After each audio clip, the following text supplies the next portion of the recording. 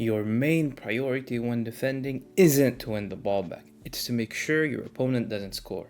Big Fats here with an updated guide on how to defend like a top 1% player no matter the meta. As in the last video, the reason I'm remaking this is in the description below. I've always thought that the biggest skill gap in FIFA has always been in how you defend, not how you attack. As Sir Alex Ferguson once said, attack wins you games, defense wins your titles. A lot of people rely on AI defending while not doing much themselves. Learning how to defend gives you a much higher ceiling as a player. All of the examples in this guide are taken straight out of my stream, which will be linked in the description below, to show you that they are viable online and against high-level players. The majority of mistakes people make when defending is they tunnel vision on the ball and getting it back in every defensive action. Consequences of this is that they usually overcommit, they open up space, and are left behind. If you force your opponent to start over, you've successfully defended one attack. If you're closing space and waiting to win the ball back in the next season, that's also good defending. You just need to keep doing this until your opponent makes a mistake that you can capitalize on. I've marked a chapter at the end of this video that I would recommend to focus on when defending so the information doesn't become too much, no matter if you're a new player or someone that's been playing for a long time. Jockey is something that I use in almost every defensive action and will be used in almost all of the tips included in this guide. Jockeying is a skill that allows the defender to go from running around, putting himself in a position where he can keep the attacker away from his own goal. It's all about putting you in control of the situation. You delay your opponent and force the direction of play by denying the attacker space and time. Now, the key to using it this year is that it has to be used close to your opponent's players, either close to the ball holder, which applies pressure on him, or close to a player you're trying to cut off, which removes him as an option. This means that you want to use it in small movements. Don't pull the stick too far or it will open up space. If your opponent makes bigger movement, you're better off releasing Jockey and moving around without it. Normal movement as a defender without jockeying is very responsive.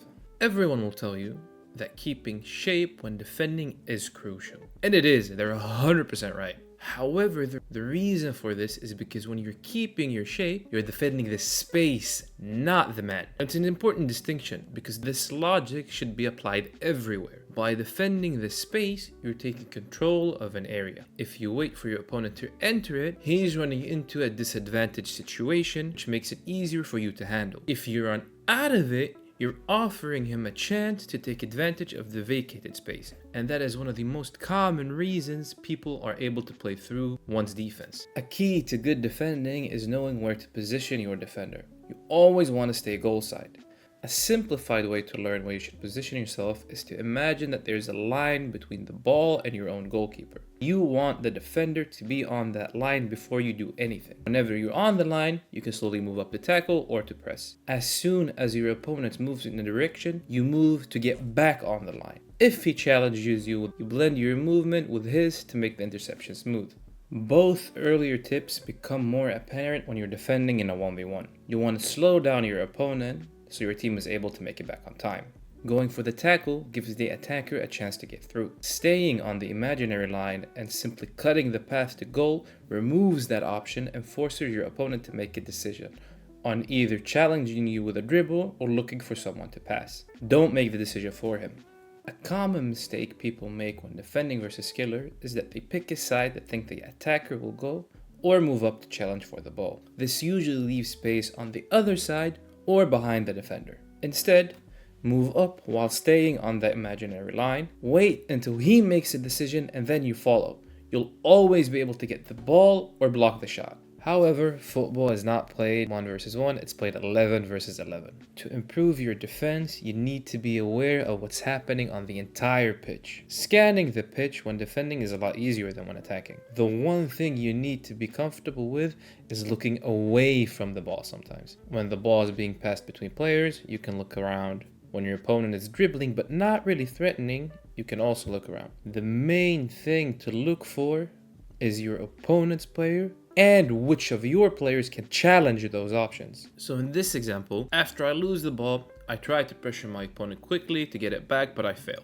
So when he starts progressing to my half of the pitch, my first thought is I do not want my opponent to turn. I want him facing the wrong way when possible. When I move up, as he passes the ball to Rodrigo, I'm able to scan the pitch quickly and see that there's player making a run. I reposition my defender to cut an eventual pass to his player making a run, which is exactly what happens, and we're able to intercept the ball. The main reason you want to look for your own players as well is because you need to know where on the pitch you can defend right now. It's important to be comfortable with the fact that you can't defend the entire pitch. When we've identified where we can defend, by knowing where our players are, we need to make a decision on what my opponent's most dangerous option is and focus on that. In this example, my opponent is getting a counter. As soon as Talisca gets the ball, I switch to a defender to cover the run his player is making. I'm willing to let Talisca keep on running in the space down below because that option is less dangerous than if he gets a pass off towards a player that will be open towards goal. As soon as he turns down, that option up top is no longer dangerous, so I switch and start following to cut off the space, not to get the ball, but to force him out wide. He keeps on running. We notice another player making a run. We switch player to cover for an eventual pass. This puts us in a position to intercept the ball when he looks for the pass. This is a very common tactic used during football. It doesn't matter how good an attacker is if he doesn't get the ball. Say your opponent has triggered a run that you're never going to be able to catch. Most people still switch to the closest defender trying to catch up anyways. A good way to deal with those situations is to cut off the initial pass instead. The run becomes useless if the ball can't be played. In this example, we've pushed two of our players out of position.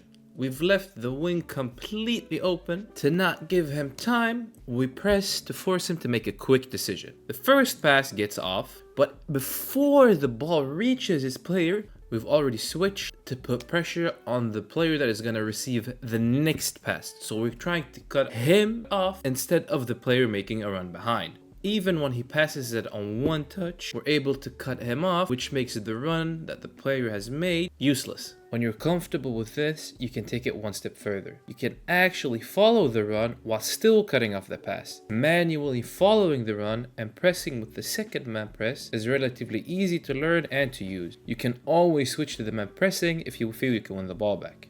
Even then, there are some instances where you still want to challenge for the ball. What makes a good defender is knowing when to go for a challenge. As I've mentioned, you usually want to blend your movement into your opponents.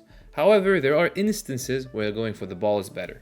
These are a few situations where you want to look for winning the ball. If you're stationary and he's running straight into you, look for ball contact. The other time I usually look for ball contact is whenever my opponent takes a heavy touch or starts sprinting. If he's already in his stride, you're better off following, just cutting off space.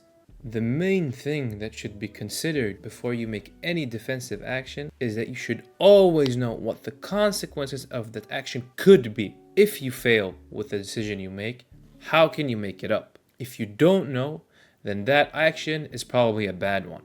The reason for this is it allows you to change up your defending depending on how your opponent plays. In this example, as soon as I lose the ball, my opponent gets a good counter opportunity. I try to push up my player to force a decision of him. I'm fully aware of the consequences of this action is that if I fail, there is a lot of space for my opponent to move into. However, I'm also aware that I've got enough players defending if my action doesn't succeed. The rush with the player stresses my opponent enough to force a pass out wide where we already have a player covering, which removes much of the danger in the situation and allows me to easily intercept the ball. And lastly, one of the main aspects of defending is knowing when to switch players. You only want to switch when you know what you're going to do with the player you switch to. If it's reactive or panic switching, you're better off just using second man press. It is way more important to switch to a player a little bit too late than not being able to get him at all because you're panicking. On top of that, learning how to switch with the stick makes a huge difference. However, it can be a bit harder to learn. A good way to get used to the movement is moving it in straight lines and straight lines only, even if it takes a little bit longer to get to player. As the movement becomes a habit, you can start looking for the more diagonal movement. Generally for me, I look to switch in these instances: when there's no real dangerous options and I'm looking ahead, when I'm using second man press and I believe I can win the ball back, when I see a dangerous area and I want to cut off that space, when the ball is in movement between two players. Defending requires a lot of patience and discipline.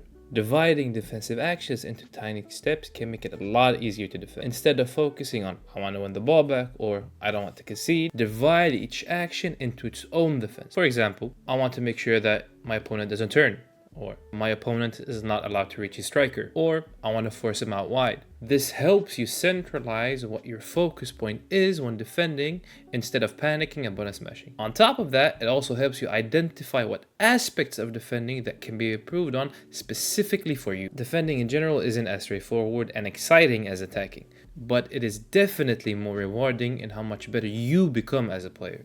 That is all I had for this guide. I appreciate you for watching. If you have any questions, feel free to drop a comment and I'll do my best to answer. I do stream my games on Twitch, or you could follow me on any social media if you want to catch up outside of the videos. But until next time, I hope this is helpful and have a good day.